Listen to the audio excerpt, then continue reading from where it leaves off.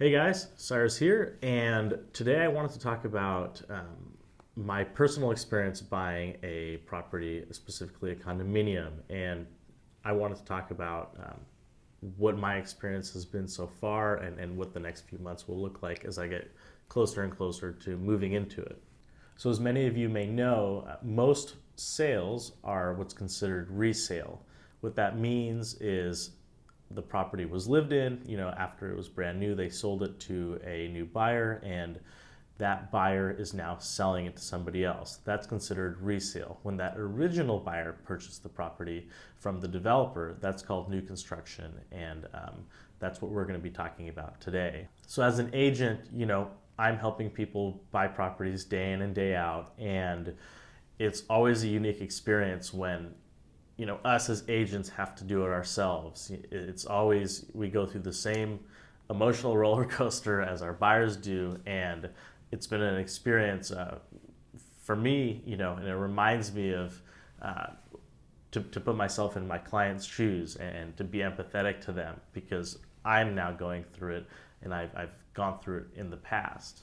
So the reason I wanted to kind of talk about my story was there's a number of new construction condominiums going up downtown. You have Gridiron, Coda, Spire, Emerald, and First Light. All of these projects are projected to complete here in the next 4 to 5 years, and all of them will transform the Seattle skyline. They're all in the process of being constructed right now. First Light will be probably breaking ground later this year.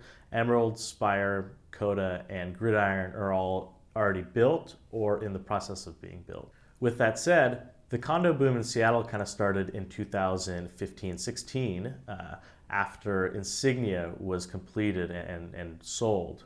Insignia is a 2-tower building just north of Amazon headquarters and the Amazon spheres, roughly about 750 units, and the South Tower was completed in 2015. The North Tower was finished in 2016.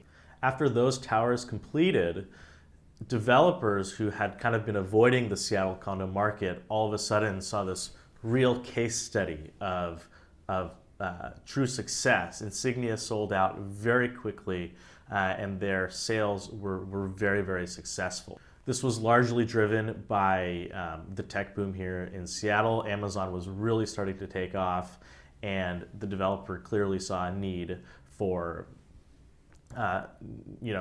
units for the new residents that were going to be moving into Seattle. Once this happened, we had, after Insignia in 2016, Luma on First Hill, a really awesome 24-story condominium that went up there.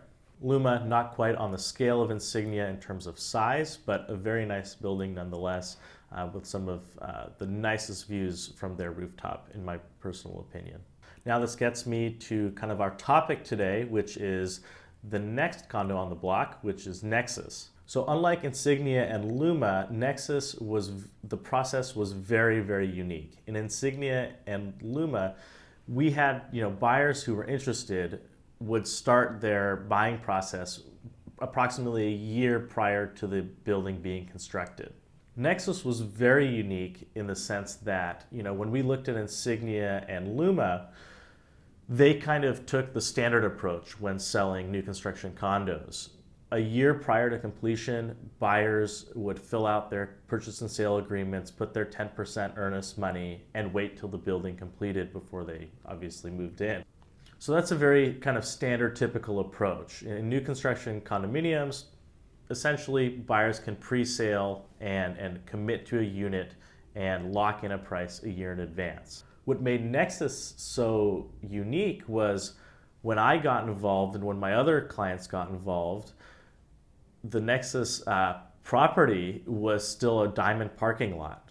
So as I did more and more research and found out who the sales team was, I reached out to them and found that they were starting to do this reservation process. So unlike Insignia and Luma, Nexus was doing what they call the reservations, where you put up $5,000 as a reservation and essentially you waited till the developer finalized their plans before officially committing to a contract. Now bear in mind, Nexus still is not done. The completion is Q1 2020.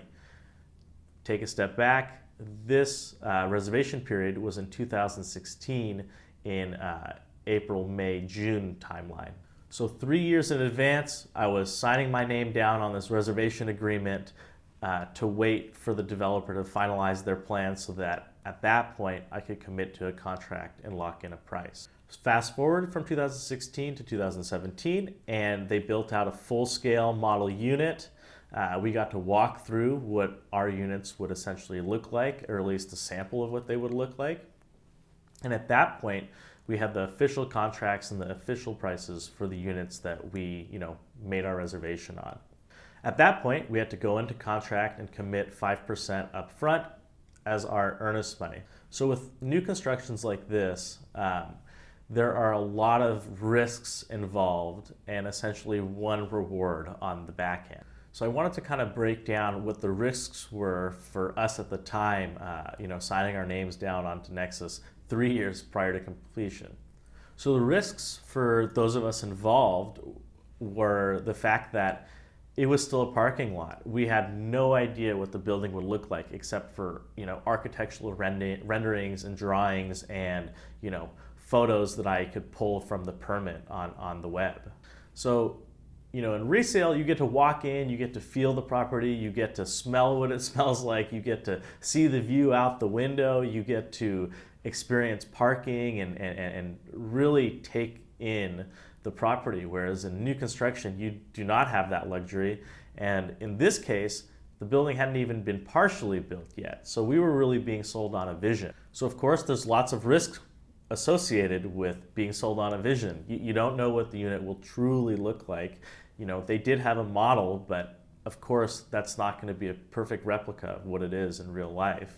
Additionally, we also didn't know what our views would look like. The developer had drone photos from 100, 200, 300 feet, but ultimately you don't know what your view was going to look like. And this was 3.5 years ago. We've had numerous tens of buildings go up in the last 3 years, and the Seattle skyline has been kind of ever changing.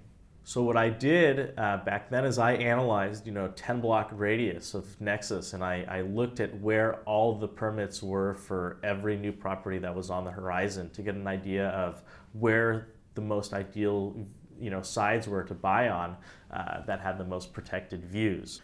This was really critical because there were 2 sides of the building that some 40-story towers were going to go up next to, which have come into fruition now, and I'll show you guys a photo of it in just a second. So after analyzing these properties and permits all around Nexus, I was able to find the best sites and best angles for both myself and the 5 clients that I guided to purchase in Nexus. So risk number 1 is not being able to physically walk into the property and you truly don't know what it's like. Number 2 is views, which can seriously affect property values, especially when you're buying downtown. The third factor is also the basic life factor in this. 3 years ago, I was in a different space than I am today. And being prepared to make a decision for yourself in the future and committing to that is something to be taken very seriously. You have to really think about where you want to be in 3 years and how this property will fit into your life and lifestyle at that point. So for me personally, I knew that I always wanted to be in downtown Seattle. That's why my office is here. That's why I sell a lot around downtown. And my goal has always been to live and kind of have that downtown lifestyle. So I was able to kind of plan ahead and plan accordingly and lock myself into this building because I knew that it worked with what I was expecting. Another risk is the potential for the property to go down in value in the time that you're, or the economy to change or this, that, and the other, and the value might not be what you thought it would be in 3 years. Now, given Seattle's trajectory at the time and what I was able to analyze and forecast for this city, buying in 2016 seemed like a very, very smart thing to do, especially with completion here in 2020. Now we'll get to that pro and that reward side in just a second. The very last aspect is interest rates. Most people, back in 2016 and 17 were locking in interest rates in the low 3s, high 3s. which are extremely favorable. Those are very, very low rates. Like I've said in previous videos, historic lows for 30-year fixed home loans. But the reality when it came to buying 3 years in advance was the fact that, yes, rates were low then, but who knew what rates were going to look like in 2020, 2019? I personally am someone who, I hope for the best and plan for the worst. So I had my lender run my numbers at 6% interest rate. So I was assuming a 3% jump in the 3.5 years. Thankfully, rates have stayed quite low. They're just as low as they were in 2016, fortunately, due to the Fed's cuts this last year. So I would say those of us who purchased back then have been very lucky to see rates stay where they are and where they were back in 2016. So the 4 risks were, number 1, you didn't know what it would look like. You can't physically go in and feel it and touch it and all that stuff. Number 2, you didn't know what your view would look like. As much as we could, guess and assume, it was tough to truly know what your view looks like. Number 3, you didn't know where your life would be in 3 years. You really had to have a plan and plan around moving into Nexus or turning it into an investment if you have the means. And number 4, which was interest rates. Not knowing what the interest rates could be, a difference of 3 points and 3% in the matter of 3 years. I mean, that could be a $500 a month difference for your mortgage just because of those 2 or 3%. So now let's talk about the fun stuff, which is the reward. The reward to buying early, particularly 3 years in advance or even a year or 2 in advance like many did in Luma and Insignia, is you get to lock in your price for relative to the day you are signing the contract. So of course, we all paid a little bit of a premium signing our contract in 2016-17, but given the trajectory of the 3 years since we all did that with Nexus, prices have gone up substantially since then. So the big reward in this whole process is the fact that you've locked in your price and the values of properties continue to appreciate, and you haven't even gotten your keys yet. So before even getting your keys, the market's going up in price and values are going up, but you've locked yours in, and the day you get your keys, you're looking at a fair amount of equity without even opening the door for the first time. So we'll take my unit, for example. I locked it in at $550. It's a 1-bedroom, 1-bath corner unit with parking and storage, about 670, 650 square feet roughly. And the price per square foot was roughly about $850. That same unit in Emerald or Inspire, the 2 new condominiums going up in the next couple of years, that same unit is being sold for roughly $750 to $825. So when I get my keys, with completion being here in February and March 2020, I'm looking at a fair amount of equity already built in due to the fact that it's been 4 years since I signed the contract and locked in my price. So that's a huge upside. Of course, there's a lot of waiting involved and planning involved, and with all of those risks, if you're able to plan accordingly, you could really be successful and capitalize on these kinds of gains because of how the city is continuing to appreciate over the long run. I never advise people to buy something pre-sale and then expect to sell it the next day as soon as they get their keys. I don't think that is a good way to kind of see a proper return. Even with my unit, while it has appreciated a fair amount since I purchased it, I'm planning to stay there 3 or 4 years. There's a number of factors here in downtown Seattle that I see are going to continue to lift prices, like the downtown waterfront and the waterfront expansion and the new park we're going to have. At Nexus specifically, just a few blocks away, we have the Google campus completing here. So there's a lot of new employees pouring in. You have Apple completion of their 2 buildings in South Lake Union as well. The Seattle Cure building is also being completed, so you're going to have nurses, doctors, researchers just blocks away. And then last, and the cherry on top for all of Seattle, I think, is the Convention Center expansion.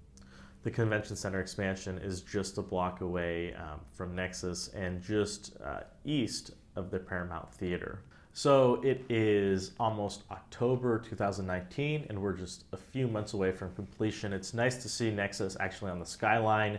It has a super unique shape, which in architecture, which is nice to see. I'm going to continue to document kind of these next 3 to 6 months. It's going to be a process, and especially, you know, going through the home buying process as an agent. You know, again, like I said, it's kind of refreshing to go through it. You know, we go through the same roller coasters and up and down as everyone else. You know, we ask ourselves, you know, did we make the right choice? Did we not make the right choice? And you know, excitement and stress and all of that. It's a good reminder for myself. You know, this is how my clients feel, and it allows me to kind of continue to be empathetic towards them. So as far as the next 6 months, we are going to start getting our loans finalized here probably in the next month or so. Then we have our completion date and kind of keys and closing period. The developer will give us roughly, you know, 90 days notice of when our expected closing date will be, and then we'll get our closing date confirmed about 30 days out. And then officially our closing date where we get our keys, and then moving in and coordinating the move-in roughly a week or so later. The challenge with new construction move-ins is that, you know, with Nexus, it's a 380 unit building roughly. So those are a lot of residents to get moved in. It's not like we can all move in on the same day. It has to be done over the course of about 3 or 4 months. They can only move in so many people at a time and so many units at a time. So generally, you'll see about 3 to 4 people moving in per day over the course of about 3 months, 4 months. Anyway, you guys, I hope you found this video helpful. I just kind of thought I'd start to tell my story with my purchase, and of course, touching on some other new construction condos downtown. Of course, if you have any questions on any of them, please let me know. I'm happy to answer any of those. If you haven't already, please follow me on Instagram at cyrusfiene Seattle Realtor. Also, subscribe. It helps out a lot. Like the video. Leave a comment below if you have any questions or topics that you want me to cover. I'd be happy to do that. Thanks for watching, you guys.